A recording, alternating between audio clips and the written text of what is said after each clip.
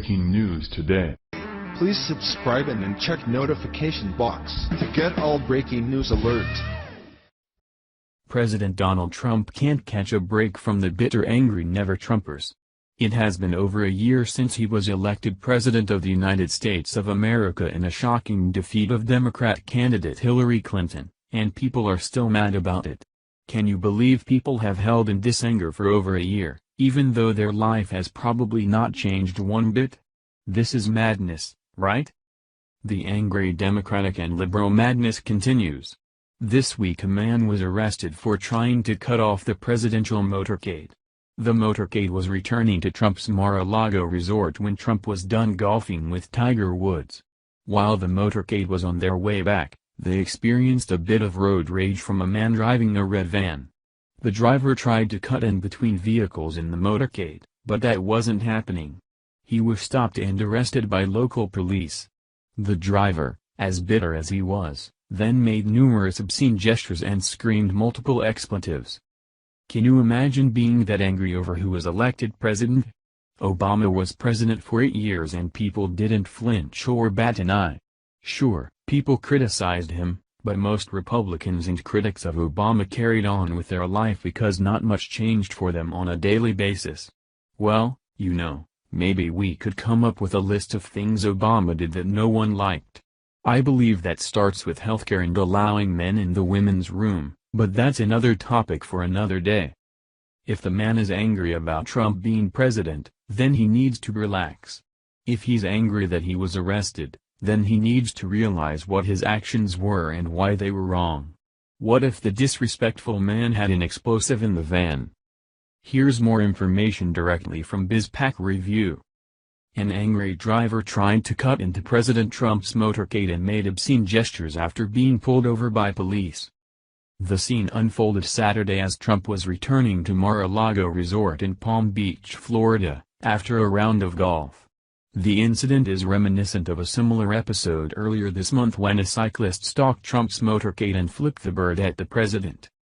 The latest incident underscores just how much extra work anti-Trumpers cause for the U.S. Secret Service and local police whenever the president goes anywhere. While Trump haters gleefully celebrate such confrontations, keep in mind that taxpayers foot the bill for all that extra security. A man in a red van attempted to cut into the motorcade. Local law enforcement pulled over the vehicle, where the driver made obscene gestures and screamed several expletives, according to a White House Rule report. Is that any way to treat a president? Even if you don't like the president, you still can't cut into the motorcade. That's just common sense and a level of respect that Americans should have, regardless of who is in office. If Hillary Clinton was president and she drove down my street, I wouldn't cut her off. I'd be arrested. Is that worth it? Not at all. The people who risk getting arrested to do silly gestures like this need a lot of mental help. They are seriously angry at the world and they need to relax and realize things are going very well right now for most of America. Trump is doing a fine job. If his tax reform gets fixed, then we will all be happy. Let's be honest folks, the GOP tax reform could be a bad choice towards middle-class married couples earning over $100,000 per family, which is not a lot if the family has kids. Many Americans fall into that category and they might get hit with a tax raise. Again, that's another topic for another day. You can research that on your own and make your own decision. The point is that Trump's doing well regardless of what the liberal, Democrat media tell you. They're so angry they can't even enjoy the fruits of the American labor. Or maybe they do because tax-paying middle-class citizens are constantly footing the bill for the welfare recipients and the socialists begging for freebies. Do anti-Trumpers realize that every time they do something absurd towards the president, that there might be a need for increased presidential security? Who pays for that? The taxpayers do.